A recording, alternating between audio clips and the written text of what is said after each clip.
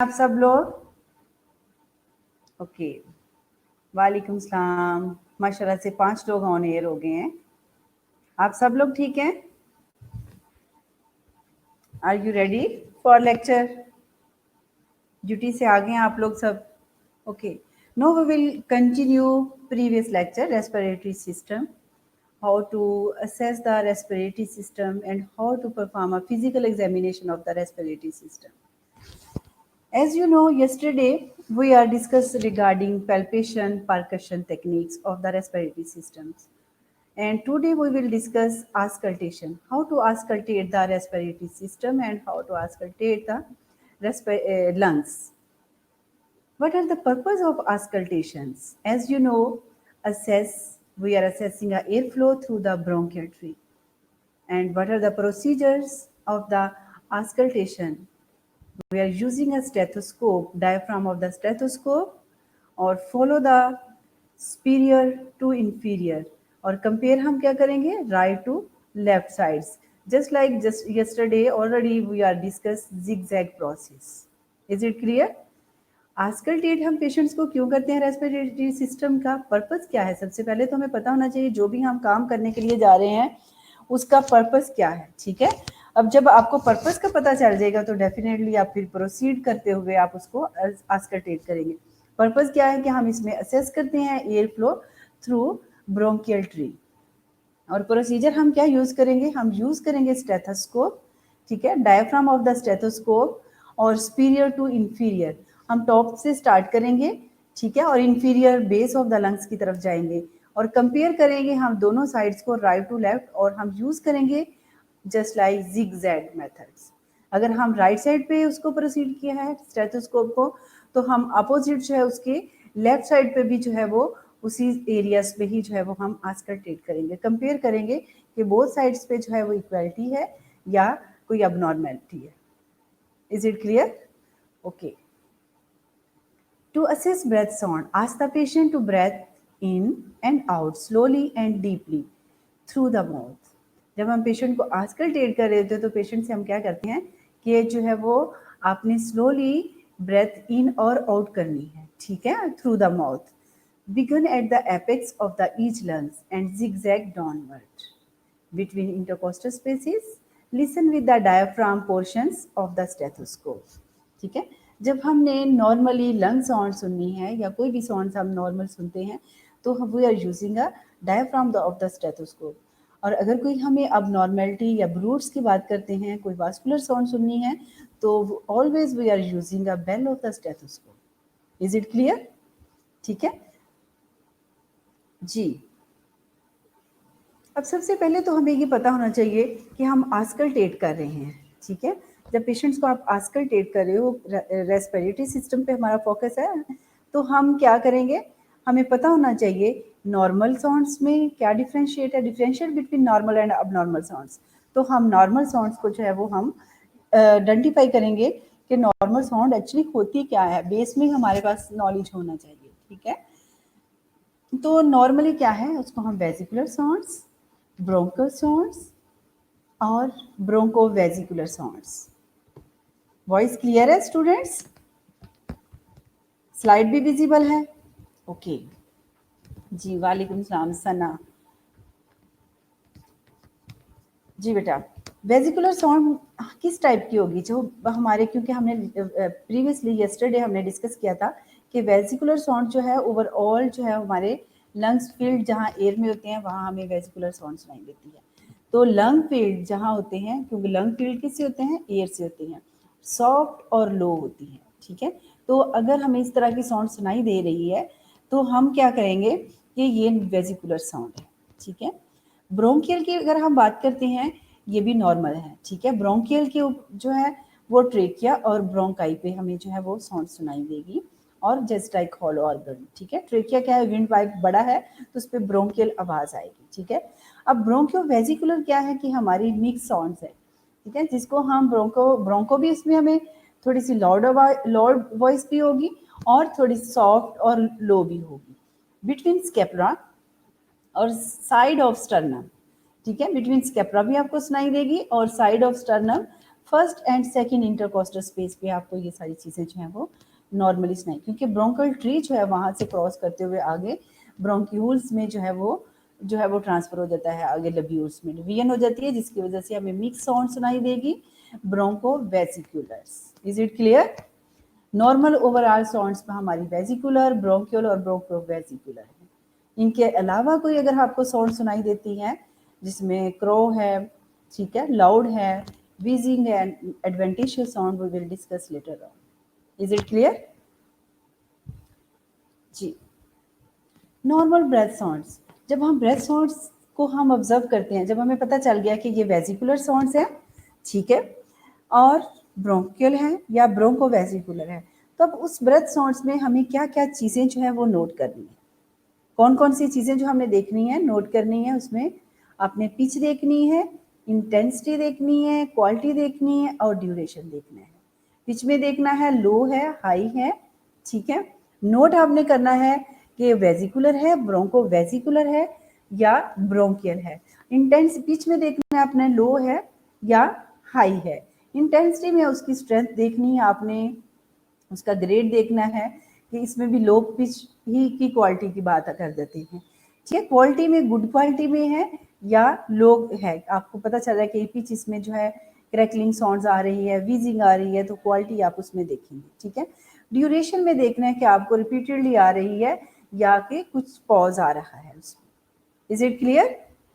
Okay, this is a clear pictures of normal auscultatory sounds, bronchial over a trachea. Already we are discussed bronchiovesicular over main bronchi, ठीक है।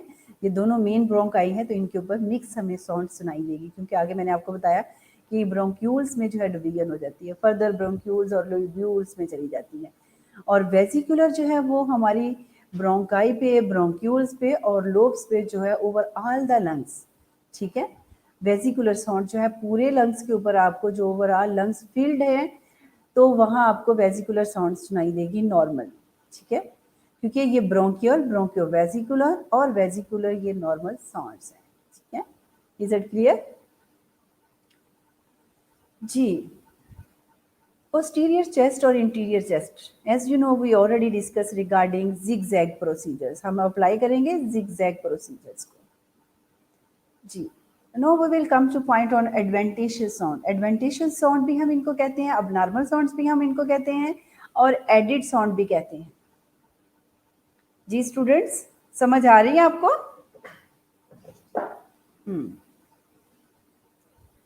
Adventitious sound क्या है? हमारी अब normal sounds of the respiratory system. तो इसमें क्या होगी?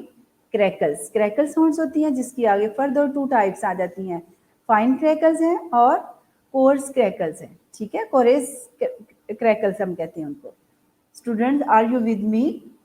समझ आ रही है सबको?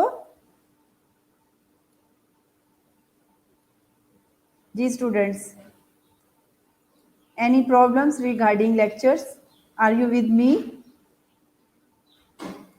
ओके जी, क्रैकल्स, क्रैकल्स में हम किस टाइप की हो जाती है, उसमें रेल टाइप भी जो है इसी क्रैकल्स की ही एक टाइप है, हम उसको रेल भी कहते हैं, क्रैकल्स भी कहते हैं।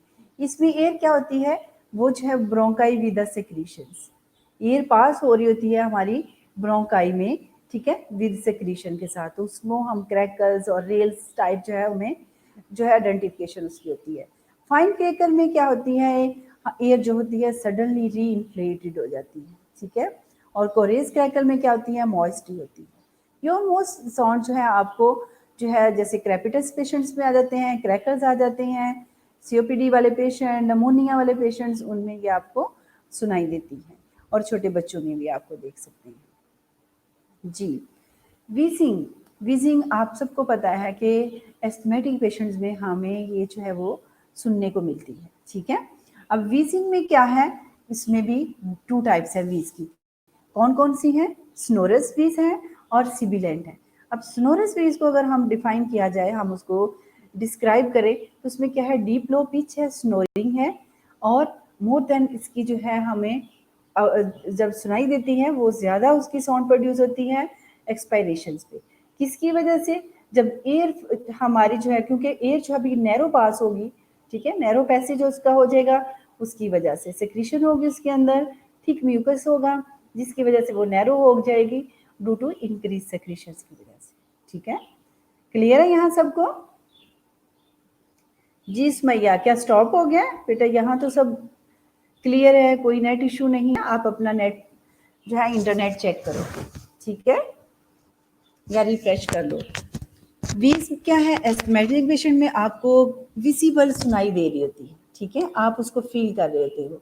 जैसे पेशेंट आपके पास एस्थमेटिक आया तो आप देखते हो तो उसकी सांस में वीज आ रही होती है। क्यों होती है? ड्यू टू इंक्रीज सेक्रीशन की वजह से हमारे एयर पैसेज होता है वो नैरो हो जाता है, और ये मोस्टली आपको एक्सपायरेशन पे ज़्यादा फील होती है। ठीक है, जब पेशेंट ले रहा होता है, एक्सपायर कर रहा होता है एयर्स को, ठीक है, तो तब ये सुनाई देती है। सिबिलेंट में क्या है, ये हाई पिच होती है और विसल लाइक होती है। ठीक है, ये इंस्पायरेटरी पे भी आपको मिलेगी और एक्सपायरेटरी पे मिलेगी। इसमें क्या होता है, ड्यू टू कंस्ट्रिक्शन हो जाती है, और ये भी एस्थमेटिक, क्योंकि वीज होती है एस्थमेटिक पेशेंट में ड्यू टू कंस्ट्रिक्शन और नैरो पैसेज। क्लियर है यहाँ सबको? ओके ओके, क्लियर हो गया सुमैया जी। आस्कल्टेशन, प्लूरल फ्रिक्शन रब। अब प्लूरल फ्रिक्शन रब में क्या है, क्योंकि प्लूरा है, हमें पता प्लूरल स्पेसिस में अगर कोई अबनॉर्मेलिटी आ जाती है, फॉर्मुलेशन कम हो जाती है या कोई ट्रोमेटिक इंजरी हो जाती है, तो उन कंडीशंस में हमें ये फ्रिक्शन रब मिलता है। ठीक है, due to inflammation of the pleura membranes, जिसमें ग्रेटिंग, क्रैकिंग ये हो सकती है, इंस्पायरेशन और एक्सपायरेशन दोनों पे प्लूरल फ्रिक्शन रब आपको मिल सकती है। और बेस्ट हेयर कहाँ आप करोगे? ठीक है, इंटीरियर लोअर लेटरल एरियाज पे, ठीक है, सामने की तरफ और लोअर और लेटरल एरिया पे आपको बेस्ट हेड जो है वो प्लूरल फ्रिक्शन आप जो है आपको उसको हेड कर सकते हो। ओके जी।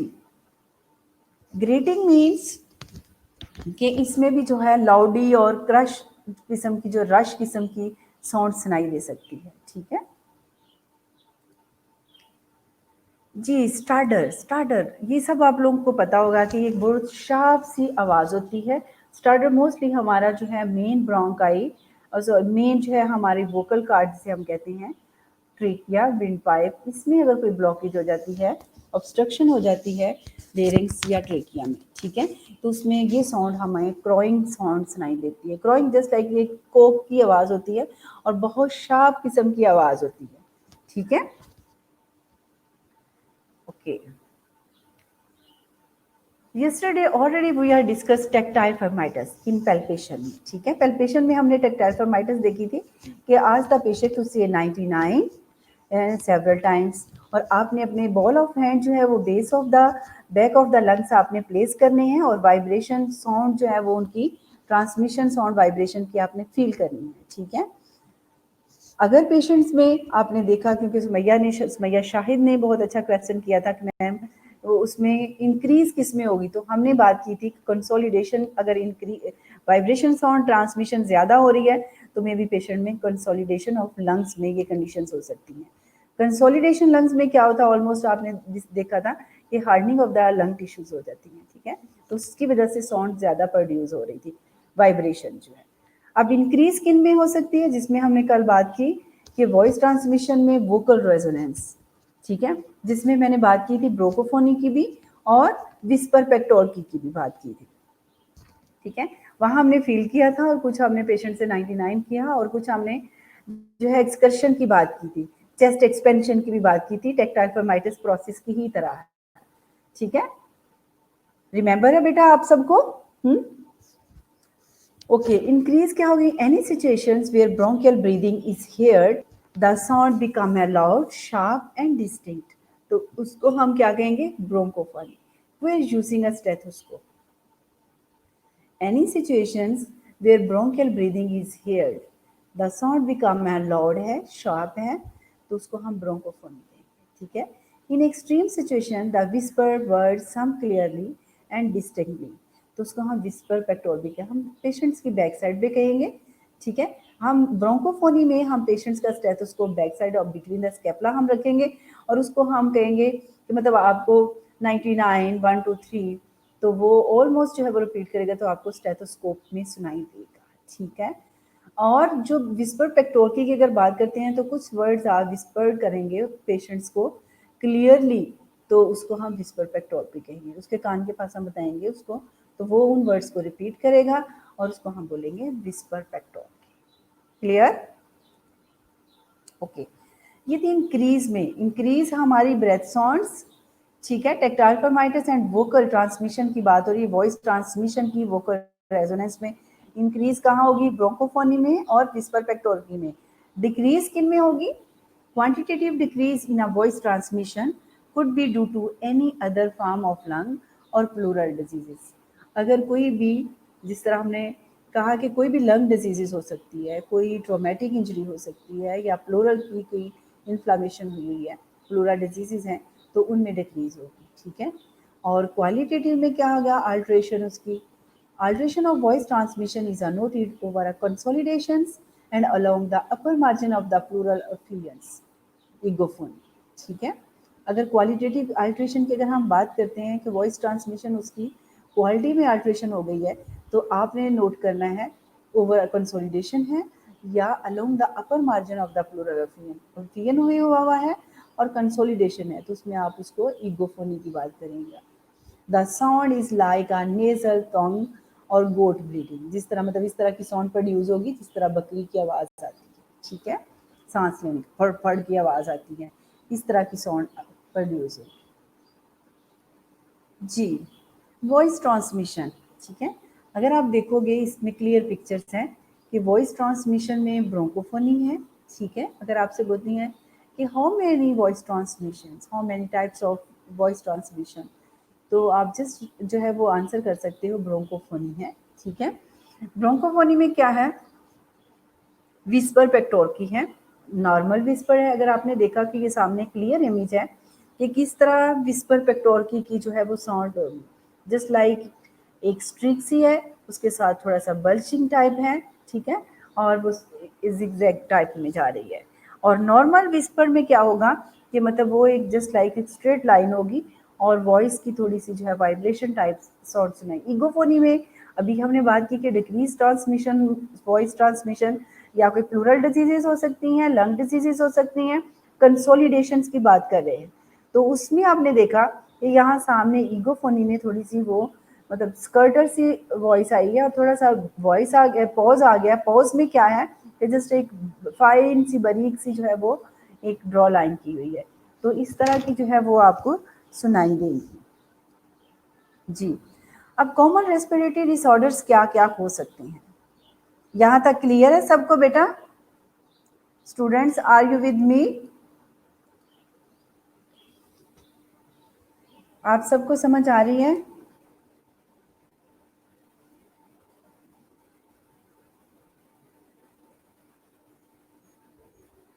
जी बेटा।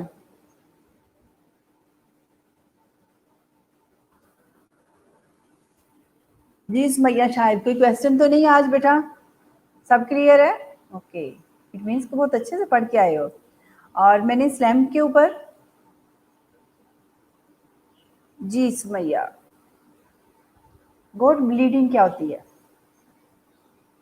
आप आंसर करोगे? जी सुमैया, शायद क्या होती है? आई थिंक मैंने आपको बता भी दिया लेक्चर में। जी मरियम, आल्फा, सिद्रा, सुमैया, शायद अभी अभी सुमैया यूसुफ ने आई थिंक यहाँ कमेंट्स किए हैं, तो वो पूछ रही है गोट ब्लीडिंग क्या होता है? क्या होता है बेटा, बताओ इनको। हम्म,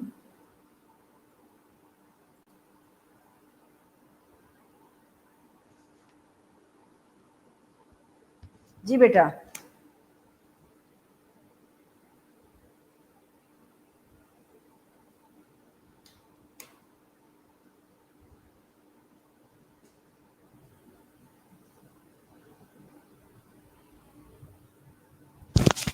बेटा ऑलमोस्ट जो है गोट के उस उन्होंने एग्जांपल दिए हैं, दैट्स व्हाई। जी okay, no problem, no issue, I am just asking कि आप लोग बेटा पार्टिसिपेट करो इसमें।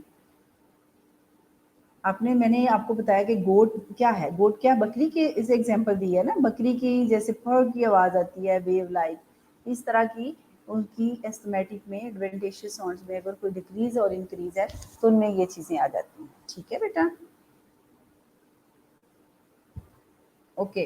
Now we will discuss common respiratory disorders. जी, do you know how many common disorders of the respiratory system? जी students, I need your question answer session only for 5 minutes. Common respiratory disorders कौन कौन से हैं? जी, please type here. Common respiratory disorders कौन कौन से हो सकते हैं? जी स्टूडेंट्स,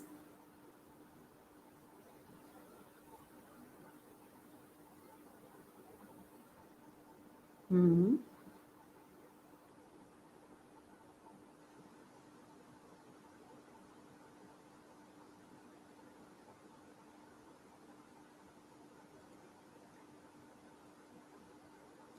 whooping cough, माशाल्लाह से whooping cough, common respiratory disorder, asthma, adventitious or okay, pneumonia, very good. Asthma good, COPD और very good. जी, anything emphysema, good.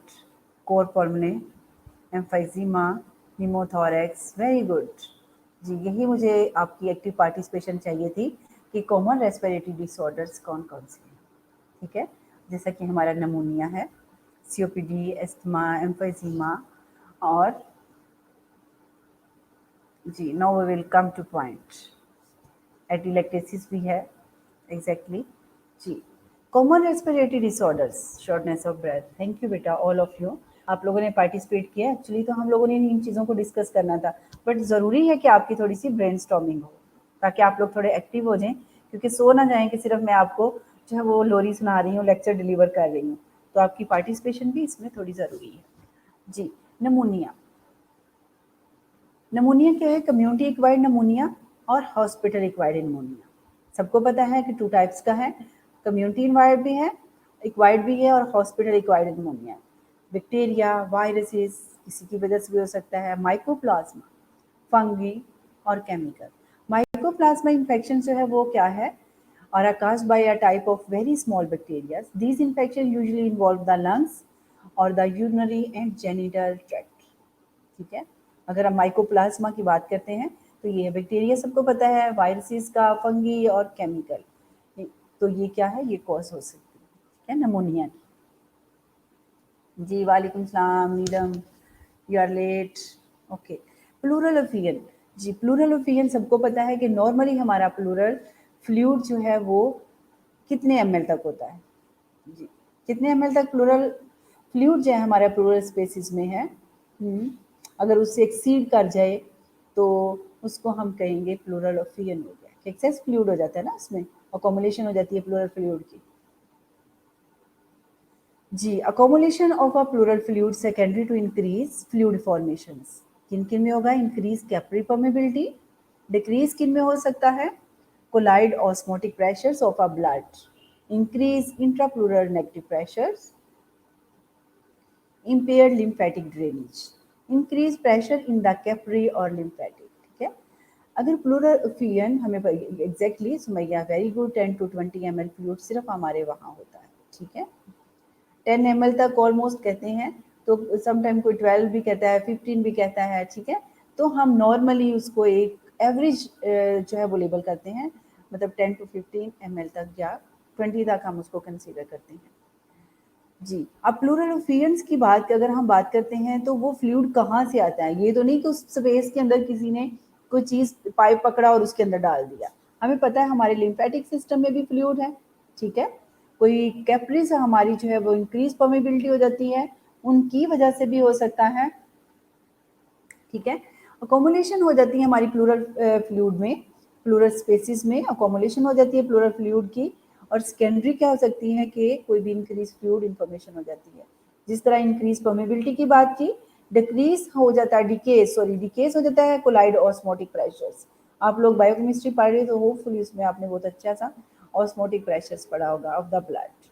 इंक्रीज हो जाता है इंट्राप्लूरल नेगेटिव प्रेशर हमारा, और इम्पेयरमेंट हो जाती है हमारे लिम्फेटिक ड्रेनेज सिस्टम में, और increase pressure in the capillary और लिम्फेटिक सिस्टम में. That's why these are the following reasons to accumulation of pleural fluid. ठीक है जी. निमोथोरेक्स. निमोथोरेक्स में क्या है? Pneumothorax sudden onset of pleuritic chest pain, जिसमें डिस्निक हो सकता है, dyspnoea, shortness of breath, increase work of breathing, जिसमें हम increase work of breathing means कि पेशेंट जो है वो असेसरी मसल्स भी साथ यूज कर रहे हैं रेस्पिरेशन के लिए. जी. डायग्नोस्टिक में हम पेशेंट्स का क्या करेंगे? इसमें हम ब्रीफली पढ़ रहे हैं ऑलरेडी. आई थिंक आप लोगों ने पैथोफिजियोलॉजी में काफ़ी डिटेल में ये चीज़ें पढ़ी हैं, मे बी ACCL में.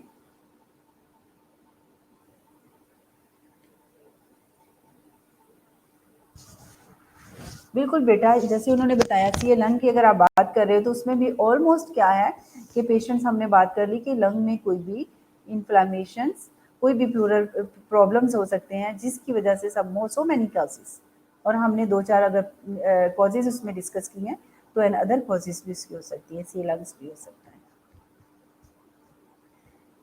जी. इंट्राप्लूरल नेगेटिव प्रेशर्स.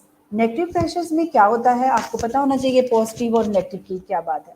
जब हम एक रिस्पॉन्स देते हैं, ठीक है, जिस तरह हाइपोथैलेमस की अगर बात है, पिट्यूटरी ग्लैंड क्या है, कंट्रोल कर रहा है हमारे हाइपोथैलेमस को, इसका इंटीरियर भी है और पोस्टीरियर लोब के भी फंक्शंस हैं. इसी तरह है ना, पिट्यूटरी ग्लैंड की अगर हम बात करते हैं तो हमारा हाइपोथैलेमस जो है इमीडिएटली कोई रिस्पॉन्स करता है. अगर हम FSH और LH की बात कर ले तो उसमें क्या होता है कि वो रिस्पॉन्ड करता है हमारा, कि यहाँ हमारे पास चीज़ जो है वो नेगेटिव, वो जो होता है नेगेटिव रिस्पॉन्स देता है. ठीक है, नेगेटिव रिस्पॉन्स देता है कि यहाँ ये चीज़ की जो है वो कमी है, इमीडिएटली यहाँ भेजा जाए.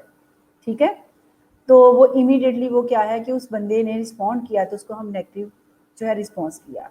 पॉजिटिव रिस्पॉन्स भी वो भी नेगेटिव को ही करता है कि यहाँ बहुत ज़्यादा जो है वो क्या है आपके जो है अकोमुलेशन हो गया फ्लूइड की, तो वो इमीडिएटली रिस्पॉन्ड करता है कि यहाँ नेगेटिव प्रेशर जो है वो आपको नेगेटिव रिस्पॉन्स दिया जाए कि यहाँ इनफ है, यहाँ ब्लॉकेज कर दे. तो इसी तरह इंट्राप्लूरल नेगेटिव प्रेशर्स का जो है वो ऑलमोस्ट वहाँ क्या है कि वो अकोमुलेशन ज़्यादा हो जाती है. ठीक है, अकोमुलेशन ज़्यादा हो जाती है जिसकी वजह से जो है वो नेगेटिव रिस्पॉन्स देता है पूरा इंटरनली साइड पे, वो वर्क नहीं करता प्रॉपर. ठीक है जी. अब निमोथोरेक्स की अगर हम बात करते हैं,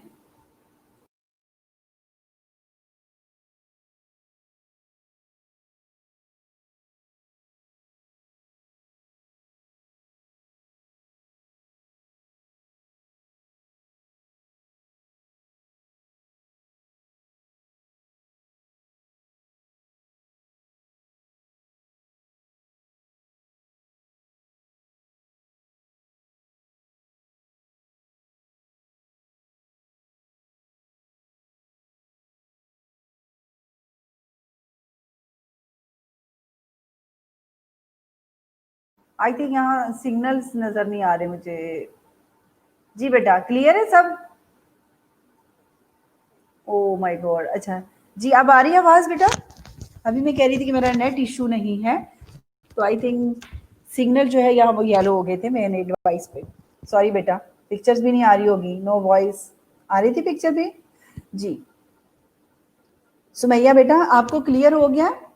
एक्चुअली एटमॉस्फेरिक प्रेशर ही होता है, उससे लेस देन हो जाता है, आप इन अदर वर्ड्स में उसको कह सकते हो. अभी हम बात कर रहे थे क्योंकि आपके कंसेप्ट होना क्लियर बहुत जरूरी है. इंटरप्लूरल नेगेटिव प्रेशर्स में नॉर्मली वहाँ लेस हो जाता है, जिसकी वजह से जो हमारा एटमॉस्फेरिक प्रेशर होता है, एटमॉस्फेरिक प्रेशर, ठीक है, स्लाइटली लेस हो जाता है.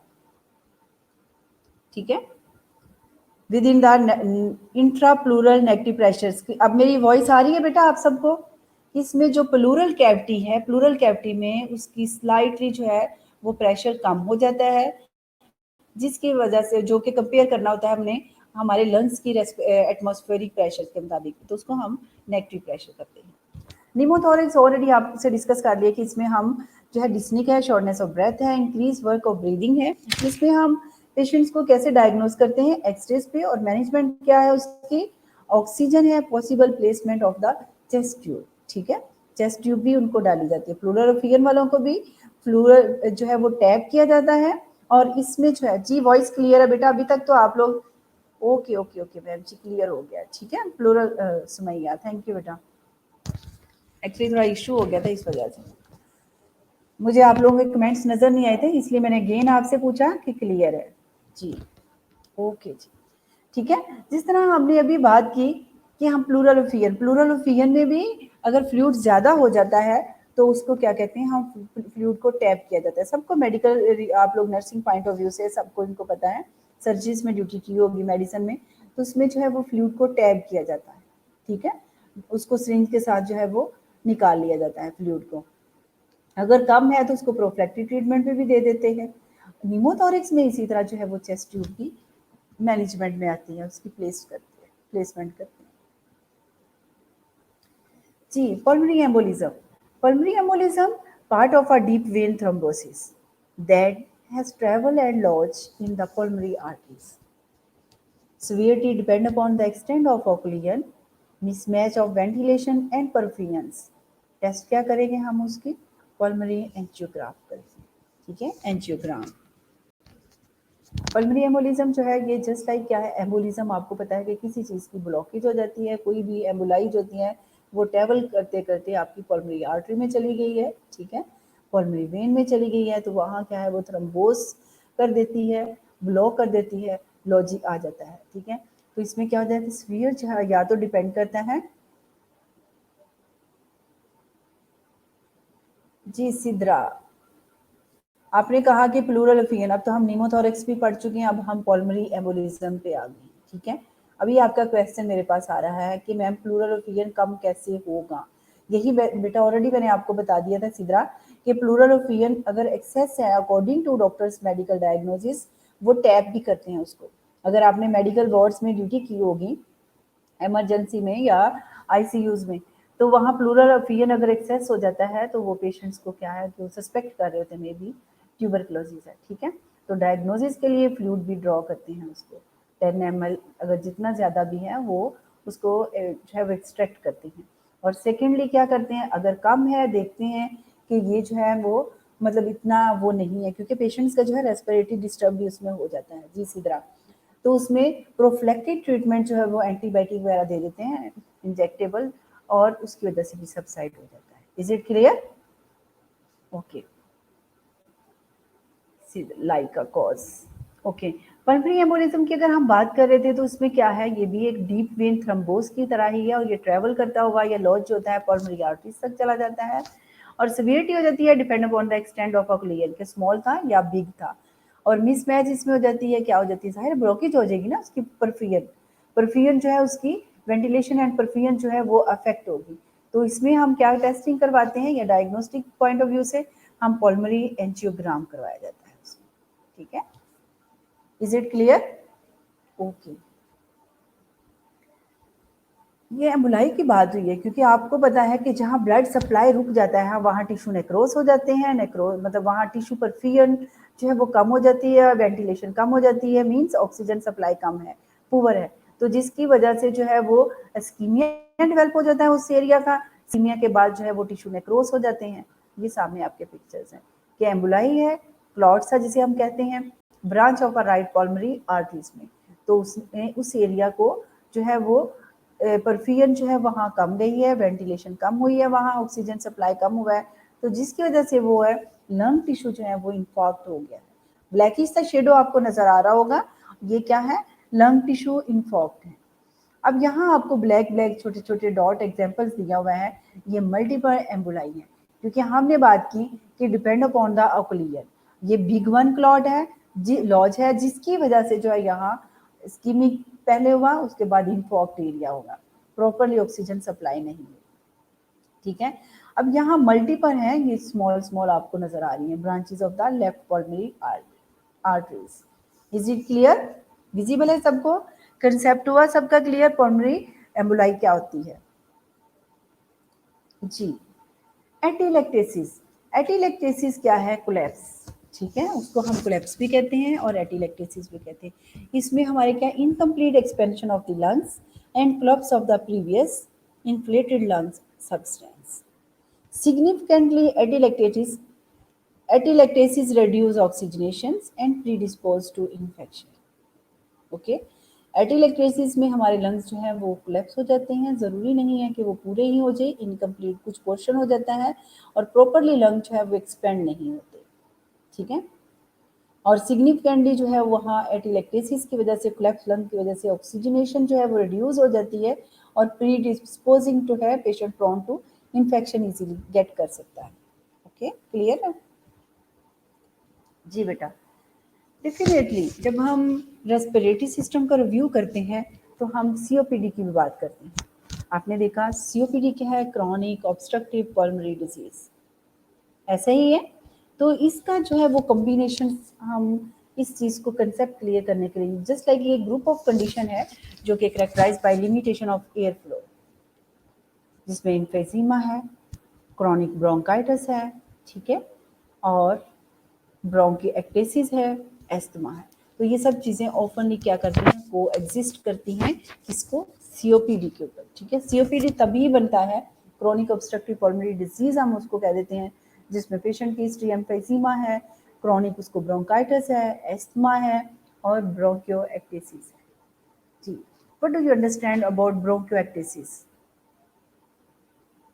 जी, ब्रोंकियोएक्टेसिस क्या है? जी स्टूडेंट्स, क्या है bronchiectasis? I need your answer, क्योंकि मुझे ही सारा कुछ नहीं बताना, मुझे आपसे पूछना भी है बेटा. ब्रोंकियोएक्टेसिस क्या है? What do you understand about ब्रोंकियोएक्टेसिस?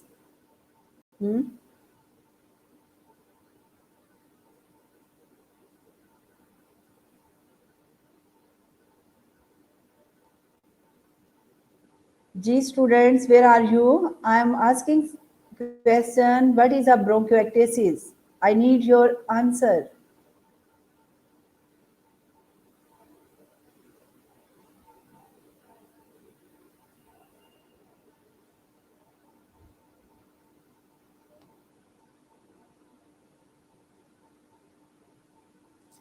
Exactly, collapse bronchioles हो जाती हैं, उसमें airway of the lung become abnormally widened, बड़ा हो जाता है. ठीक है. मतलब उसमें जो है ब्रोंकिएक्टेसिस हम उनको कहते हैं. पर ये ऑलमोस्ट अब होता है कि परसिस्टेंटली क्या होती है पेशेंट्स को, मतलब काफ होती है और यूजुअली ब्रिंग अप द, जिसे हम फैल्जम कहते हैं, स्पूटम भी इसमें आता रहता है. और इसको हम लो जो है वो लीटर्स पे हम पेशेंट्स को जो है वो ऑक्सीजन देते हैं. ठीक है. ऑलमोस्ट ये लॉन्ग टर्म कंडीशन होती है. ठीक है. क्या होता है? ये लॉन्ग टर्म कंडीशन होती है. एयरवे ऑब्स्ट्रक्शन होती है ब्रोंकाइट में, एयरवे लंग्स बिकम वाइडेंट हो जाते हैं. ठीक है. क्यों हो जाते हैं? ऑलमोस्ट एक्सेसिव जो है वो प्रोडक्शन ऑफ स्पूटम की वजह से. ओके, थैंक यू बेटा. एम्फाइजीमा.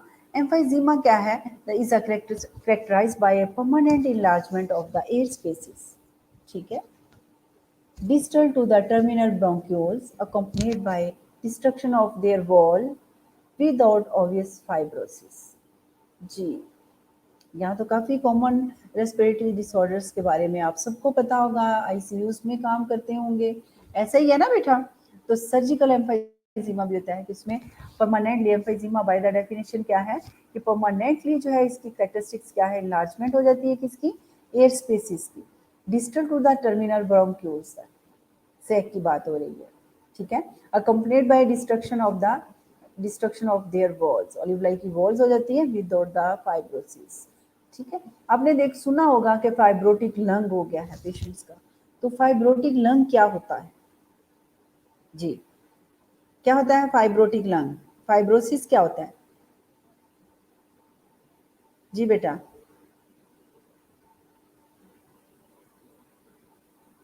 क्या होता है ऑलमोस्ट इसमें?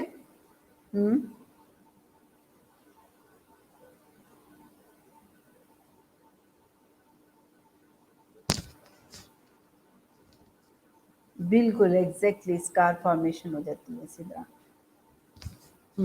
और एनीथिंग एल्स?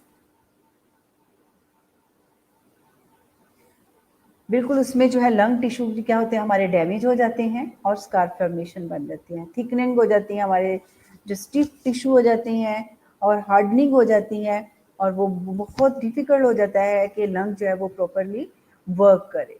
ठीक है, लंग टिश्यू बिकम डैमेज हो जाते हैं एग्जैक्टली बिल्कुल बहुत डिफिकल्ट हो जाता है, तो उसको हम लेबल करते हैं pulmonary fibrosis, pulmonary fibrosis, hardening of the lung tissues and scar formation हो जाती है। एग्जैक्टली, थैंक यू बेटा। जी, यहाँ है जो कि मैंने आपसे पूछा था कि ब्रोंकियोएक्टिसिस क्या है। ठीक है, क्योंकि मैंने सब जो है रेस्पिरेटरी के जो है डिसऑर्डर्स उन सबको, क्योंकि कॉमन डिसऑर्डर्स हैं, तो ये आप सबको जो है बाय द डेफिनेशन इन सब चीज़ों को पता होना चाहिए। ब्रोंकिएक्टिसिस में क्या है, क्रॉनिक नेक्रोटाइजिंग इन्फेक्शन हो जाता है of the bronchi and bronchioles leading to the associated abnormal dilatation of these airway। ठीक है, इसमें enlargement, dilatation, जिस तरह भी आपने बात की, widening की बात हुई, ये सारी चीज़ें आप लोगों ने ही बताया था। ठीक है, ब्रोंकियल डायलेटेशन शुड भी इसमें क्या होती है, परमानेंटली हो जाती है। सीओपीडी की अगर हम बात करते हैं तो ये सब चीज़ों का कॉम्बिनेशन है और उसको हम लेबल करते हैं पेशेंट को सीओपीडी है। ये ओल्डर अडल्ट पेशेंट्स में ही आते हैं, तो हम इन पेशेंट्स को जो है वो फिर सी पैप पे डाला जाता है, ऐसा ही है। और लो लेवल ऑक्सीजन जो है वो उसको हम ऑलमोस्ट जो है वो 2 लीटर्स पे जो है वो स्टार्ट करते हैं हमारे पास अगर पेशेंट्स आता है। जी, दिस कंडीशंस ऑफ ब्रोंकोएक्टिसिस देख रहे हैं आप कि इसकी क्या कंडीशन हुई हुई है लंग की। ओके जी, एटियोलॉजी एंड पैथोजेनेसिस इसकी क्या हो सकती है, ऑब्स्ट्रक्शन है, इन्फेक्शन हो सकता है, bronchial obstruction, atelectasis of airway distal to obstruction, bronchial wall information, these changes become irreversible. क्योंकि अभी आपने बात की, सुना कि परमानेंटली इसमें डायलेटेशन हो जाती है और ये चेंजेस जो है वो बहुत डिफिकल्ट है और या हम उसको कह सकते हैं इरिवर्सिबल अगर ऑब्स्ट्रक्शन परसिस्टेंट हो और if there is added infection, infection भी हो तो ये चेंजेस परमानेंटली हैं और इरिवर्सिबल है। जी students, any question?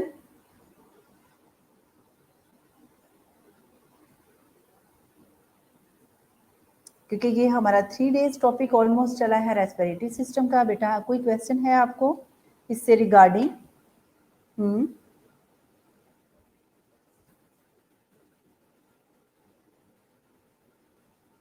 Any question if you want to ask, I am here.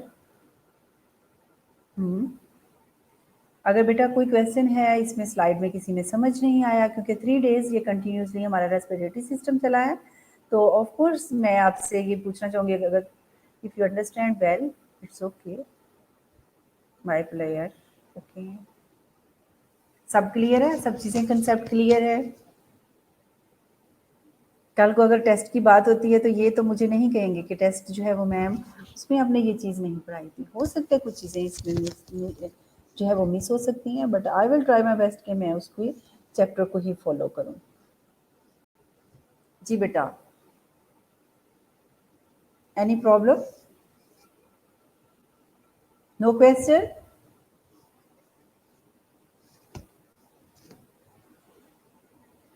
Okay, कोई क्वेश्चन नहीं है। जी माशाल्लाह से शहजाद अनायत भी आज ऑनलाइन हो गई कि ड्यूटी से फुर्सत मिल गई है। और हबीबुल्ला तो आज भी मुझे शो नहीं हो रहा। आप सबको जैसे कि पता है कि हम जुलाई के लास्ट वीक में मैंने मीटअप रखवा देने आप लोगों के, बेशक आप अटेंड ना करें लेक्चर्स। जी सुमैया, शायद बेटा ये बहुत अच्छी बात है, आपको I think pleural negative pressures का तो बहुत अच्छे से पता चल गया होगा। ओके,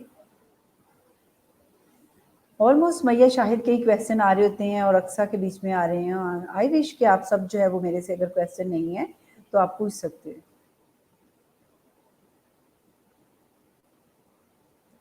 जी इस वीकेंड पे आई थिंक नेक्स्ट वीक में मेरा टेस्ट है, इसी वीक में है, क्योंकि फर्स्ट वीक गुजर गया है, ये सेकंड सैटरडे है। बिल्कुल बेटा सुमैया, मैं सबको सिलेबस बता दूंगी। अभी ऑनलाइन में आपको ये सब चीज़ें नहीं बता सकती क्योंकि आवर लेक्चर टाइम है, इसमें हम लेक्चर से रिलेटेड जो है हम एकेडमिक से रिलेटेड जो है वो क्वेश्चंस पूछेंगे और बताएंगे। सिलेबस आप लोग जिसमें कंफर्टेबल हो, क्योंकि हमारा हेल्थ असेसमेंट का ऑलमोस्ट जो है वो मेरे रिमेनिंग 3 सिस्टम है, बाकी हमने हाफ ऑफ जो है वो एक्चुअली सिलेबस जो है वो हमारा ख़त्म हो चुका हुआ है, ऐसा ही है ना जी। अदीला भी प्रेजेंट हो गई है, वेल डन जी। टेस्ट से रिलेटेड डेफिनेटली बेटा आपके टाइम के मुताबिक पे ही होगा, और सिस्टम आप लोग जो है वो मस्कुलोस्केलेटल सिस्टम कर लें, ठीक है। लास्ट टाइम स्केजुअल में मैंने आपको अदीला आई थिंक बताया था अब्डोमिनल असेसमेंट के पॉइंट ऑफ व्यू से, तो डेफिनेटली अब स्केजुअल जो है वो चेंज हो गया, तो अब हम मस्कुलोस्केलेटल सिस्टम की बात करेंगे। तो you people are well prepared for this test, क्योंकि आपने बहुत पहले ये लेक्चर ले चुके हुए हो, तो ऑफ कोर्स आपको इसकी प्रिपरेशन की जरूरत है। एनी क्वेश्चन, क्योंकि ये तो चिट चैट होती रहेगी। एनी क्वेश्चन बेटा? ओके, अल्लाह हाफिज। ठीक है, 10 मिनट्स के आप ब्रेक कर लें। नेक्स्ट प्रेजेंटर आपका जो है 4 o'clock आपके जो है वो लाइव हो जाएगा। ओके, मेरी तरफ से अल्लाह हाफिज जी। सदफ लियाकत भी आ गई है। ओके, अल्लाह हाफिज। नेक्स्ट टाइम सिस्टम जो है वो कार्डियोवास्कुलर सिस्टम को कंटिन्यू करेंगे। हाफिज।